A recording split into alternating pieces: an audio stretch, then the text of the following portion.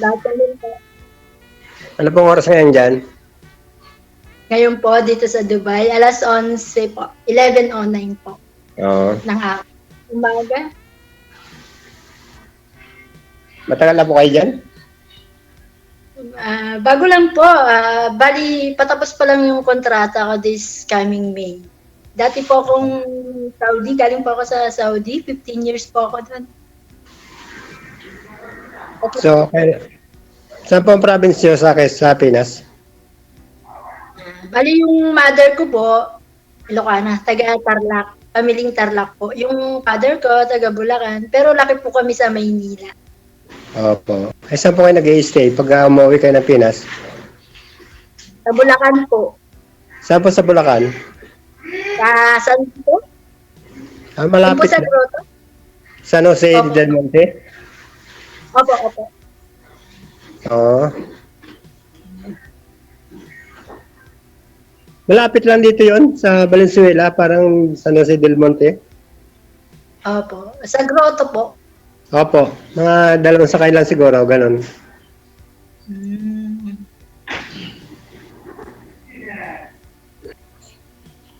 Sino po anak nyo? Dalawa po. Dalawang lalaki. Oo. Isang 20 years old, isang 21-year-old. So, nandito sa Bulacan ngayon, nagpe-permi yung anak mo? Opo. Dahil po yung bunso, nag-aaral po, college. Siya, kumuha ng tourism. Yung panganay ko po, nagtatrabaho sa call center po. Oo.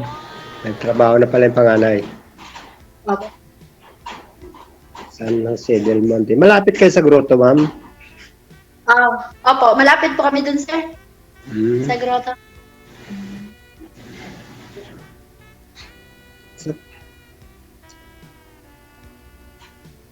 Dati kayong Saudi. Sa Saudi kayo dati. Umuwi ako noong 2023. Hindi ko na po binalikan kasi ayaw naman po magdagdag ng sahod. Pero 15 years po ako. Inano ko lang, mabait sila. Kaya lang, hindi naman po puro gano'n.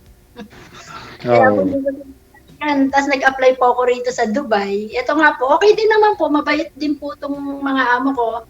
May awan Diyos, matatapos na po ako sa amin. Ilan ang anak ng amo nyo? Ilan ang bata? Dito po, 3, malalaki na po, wala pong bata. Mga binatilyo. Opo, mababait.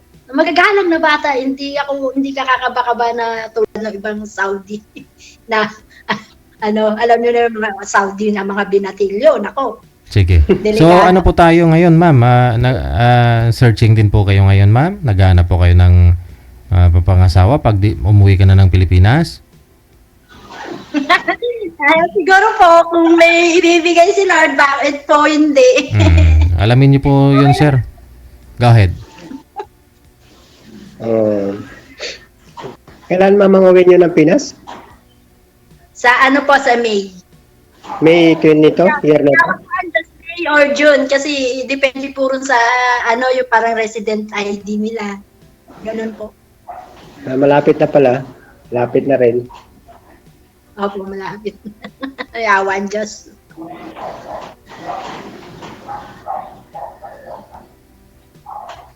Matagal ka na mamiwalay? Hiwalay ka ba, ma'am? Ano po, sir? Hiwalay? Hiwalay ka ba sa dati mong ano? Hiwalay po ako. Mula nung umabroad ako kasi hindi po ako nakauwi. Kaya yun, hindi po rin ako kasal. Kaya wala naman pala magiging problema at hindi kasal. Wala naman po. Po, tanong pa kayo, sir. Ano pa po gusto niyong malaman? Okay lang. Tapos na ako naman. Kayo mo naman magtanong. Ako naman po. Sige po. Ilan po ang anak niyo, sir? Ay, wala, ma'am. Wala kayong anak? Wala po. Hindi po kami nagkaanak nung dati kong libin. Okay. Hindi sinuwerte, hindi pinalad na magkaroon. Dati rin po siyang OFW. Kaya lang, hindi nakatiis, hindi nakakon sa ganap ng iba. Habang sinandan. Hindi. kayo? Yung mga nakausap nyo po dito, sir. Yung huli mong nakausap. Kamusta po kayo noon? Ay, nawala na po kami nung pagkatapos ng outcome namin. Hindi na po kami nagkausap sa nung tapos namin dito sa programa nyo. Hindi. Bakit nangyayaring ganon? Kasi pang ilang bisis mo nang sali ito, pang may na 10 siguro. Yung mga nakakausap po ninyo dito sa live, sir, hindi po ba ninyo tinatawagan o hindi po ba ninyo kinokontak after ninyo ma-live? Hindi po, nagkakako naman kami. Kaso wala naman po, hindi nag-work. Dahil ang katuweran po na, malayo daw po sila, ganon, PC malayo. Ganon. So, yun po ang problema, malayo. Paano to si ma'am? Malayo din po pala to.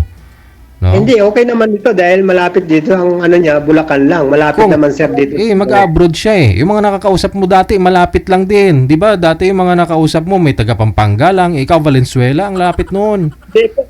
Yung last ko pong nakausap, taga Mindanao. Tapos taga Cebu. Mas malayo to si ma'am kasi nasa Saudi nga.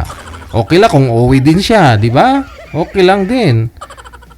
Yung mga nasa Mindanao na yun, kung magkakaintindihan kayong dalawa, di na kailangan ng passport. Kahit kinabukasan, uwi na po, pupunta na po yan sa'yo, o ipupuntahan mo siya, pwede. Wala po, siguro wala pong swerte talaga doon sa mga unang nakausap. Hindi kami Kasi, ang mangyari po dyan, ikaw, may business po kayong parisan, hindi mo pwedeng iwanan yung parisan mo, di ba? Kasi gusto ko talaga, sir, makahanap ka na eh, kasi pang ilang sali mo na ito eh. Ilang taon na, no? Pag sakaling meron ka mang magustuhan na babae, ang mangyayari, yung girl ang pupunta sa iyo kasi may business po kayo dyan sa may Valenzuela. Tama? So, hindi po pwede ninyong iwanan yan. So, ang mangyayari ngayon, ikaw po ang pupuntahan ng babae. So, yung hanapin po natin... Hindi rin naman po sila kung pumunta kung sakali. Dito kay ma'am, Bulacan lang naman pala sila eh. Hindi. Inahanapan ko. Ina-analyze ko kasi, sir, no? Kung bakit hindi ka pa nakahanap. Sit aside mo muna natin to si ma'am, no? Sit aside mo muna natin to si ma'am. Kasi nasa sa abroad din to eh. Nasa abroad din po ito eh. Malayo kayo eh. Kasi mga nakakausap mo dito nga lang sa Pilipinas. So, mangyayari ngayon, sa Valenzuela ka, hindi mo pwedeng iwanan yung business mo. Mas magandang hanapin natin ngayon yung babae na wala na rin inaalala, wala na rin iniisip ng mga anak, na pwede siyang lumuwas, pupuntahan ka, ganon. Kasi kung ito si ma'am, sabihin natin dito lang siya sa Bulacan, pwede mo siya puntahan dito sa San Jose. Pero nasa abroad ito eh. Nasa abroad eh. Nasa abroad. May trabaho sa abroad. Kumikita sa abroad. So, kailan pa ba yung balak mong mag-for good dito sa Pilipinas, ma'am? Yan ay hindi ko pa po masasagot kasi may pinag-aaral pa po ako, DJ. May college po ako. Yun. Kasi nga po, business ni Sir parisan. Pero siya, walang pares. Ang gusto niya mangyari, syempre, may katuwang na rin. Napag-usapan naman po yan. Bakit naman po ba hindi? Kung talagang tinadana tayo, sir. Kung kung kikitain mo dyan siguro sa abroad, kikitain mo naman na dito kasama si Sir. Pwede naman po yun. O mapagtulungan ninyo yung parisan niya pag sakali. Hindi lang po ako ang tanggap, yung anak ko po, tanggap niya. Wala naman po problema. Meron din po ako magluto. Ayun pala. Mahilig din po ako magluto. Arabic food, Philippine food. Basta tanggap mo lang, sir, yung anak ni ma'am. Ilan nga po anak mo, ma'am? 2 po. Ilan pa ho yung nag-aaral? 21 years old po, DJ. Kumukuha siya ng tourism. Anong year na po ba yun? Pa lang po siya eh. Second sem pa lang po siya ngayon, DJ, kasi napahinto po siya nung Second sem, first year? Opo. Madugo-dugo pa, sir.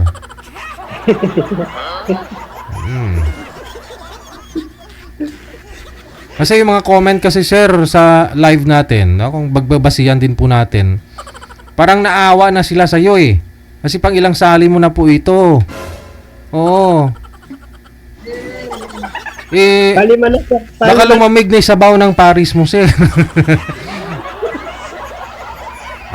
Bukod po ba dito sa programa natin, may sinasalihan pa po ba kayo sa online? Wala, Sa, Wala po iba, wala. oo, hindi po kayo mahilig magkaroon ng chat o sabi natin, sugal pagdating sa pag-ibig, no? Pagkasakali, mag-friend request ka doon sa mga dumadaan sa newsfeed mo nagsasuggest.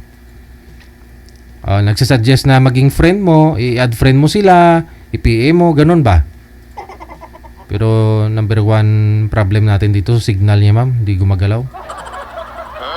Ma'am, sir, teka po DJ, bubuksan ko po yung VPN. Ay, hindi, si sir. Sandali lang po DJ yan. Okay po yung signal mo, ma'am. Kay sir po yung may problema, hindi siya gumagalaw.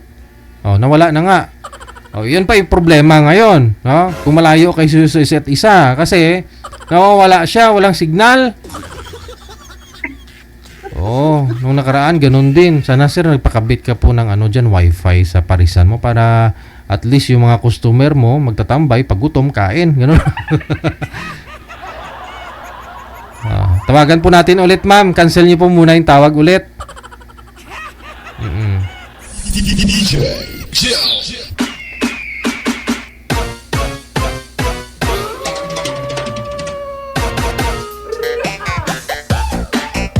Ayan na po, sige.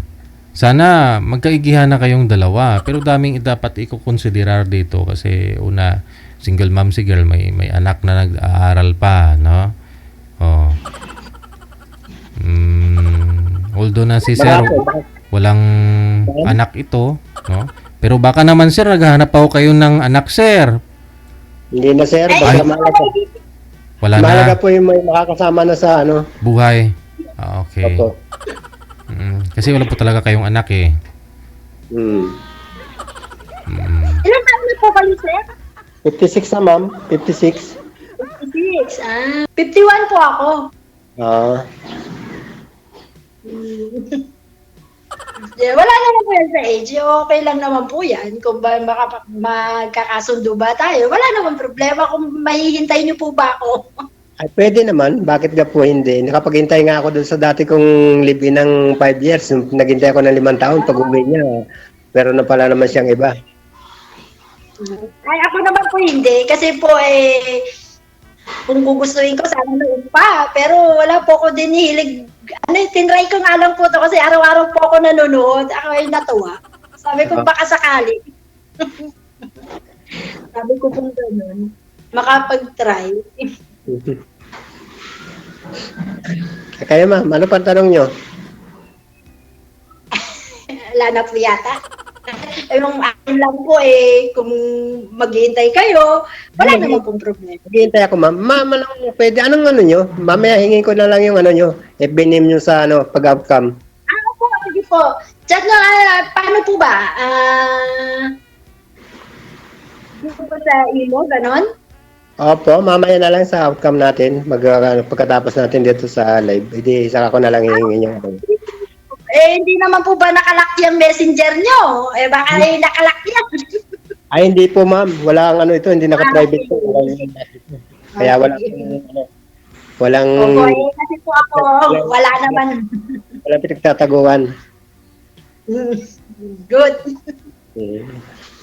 Okay po, wala namang problema. May awan Diyos. Sige, magtanong pa po kayo kung ano pa yung gusto nyong malaman.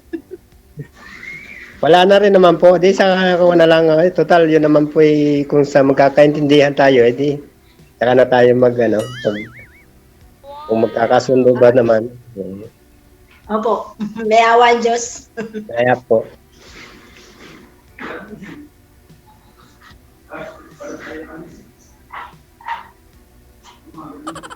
Wala na po ba kayong gusto pang itanong? Baka po, may bisyo po ba kayo? Eh ma'am, pwedeng kasi may deliver ng mantika, pwedeng maputol na muna yung pag-uusap natin ma'am. Pasensya na. Wala po problema. Okay. Sige, na. Connected naman na po kayo, magbigay na lang po kayo mamaya, no, ng inyong mga account diyan. Thank you so much. Magandang hapon. Thank you. Salamat. Thank you, sir. Ayun, may ay nag-deliver pa ng mantika, ma'am. Mas priority yung negosyo. Siyempre naman. Kaysa naman sa kay ma'am, wala pang sigurado. Baka marami manliligaw yun eh.